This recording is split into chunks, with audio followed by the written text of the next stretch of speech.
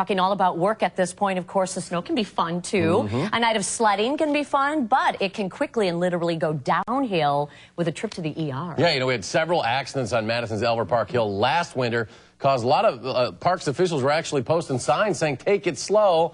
After a few good snowfalls this year, people are flocking there again. Tonight, News 3's Andy Choi. Andy, I thought you'd be like on the toboggan going down the hill. They left the lights on for you, right? You know, Eric, I'm more of a snowball fight guy anyway, so I'm staying down here tonight.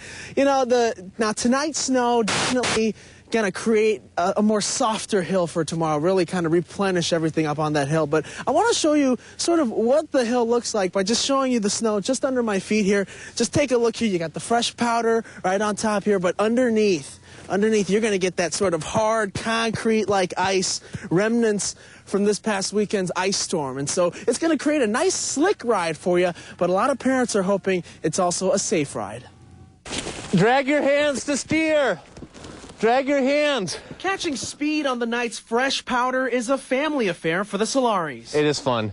It's a great way to enjoy winter, to get outside, get the fresh air. You know, it's easy to stay inside and end up watching too much television, eating too much, and playing too many video games. So it's important for us to get several hours of fresh air every day. And as more and more begin hitting the sledding hill, the Solaris make sure they're aware of their surroundings. Stuff happens, absolutely. You know, when it gets crowded, this is a pretty popular spot, so it's not uncommon to see a couple hundred people out here at a time, especially on the weekends. And if you're not careful, doctors say you can end up from the hill, oh yeah, over to the ER. Yeah, it's sort of the same things repeating over and over. We, in the emergency department, see orthopedic injuries, broken bones, arms and legs, but also see some facial lacerations from people injuring their head.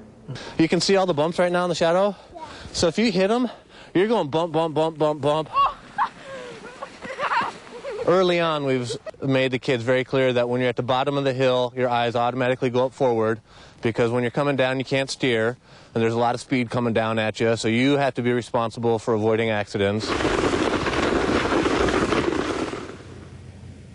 Now, the park closed at 10 o'clock, so folks are just about leaving. They're getting the ice scrapers, getting ready to go home. And doctors are just reminding folks, you know, you are sledding at your own risk. So definitely utilize that buddy system when you're out here in order to avoid those problems. Yeah, Andy, Mr. Solari sounds like a real pro out there.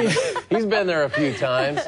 Now, you mentioned talking to doctors. Head injury is a big concern here. What do they say to look out for if maybe you have a youngster who hits his head or something sledding? You know, obviously concussion can happen and you might not know it and you get home. So doctors are definitely saying, you know, make sure you're constantly monitoring those kids overnight. And, you know, even while they're sleeping, wake them up maybe once or twice throughout the night just to make sure that there are no problems. I think they say watch their pupils, too. Right. Yeah, just make sure they're not dilating crazy. All right. Andy, thanks. Thanks, Andy. Well, roughly 33,000 people treated for sledding injuries every year, and that is according to the National Safety Council. Area doctors say the best way to avoid serious injury, wear a helmet.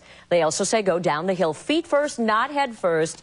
And, of course, make sure the path is clear of any obstacles, no trees, fences, or rocks, and do not cross into traffic.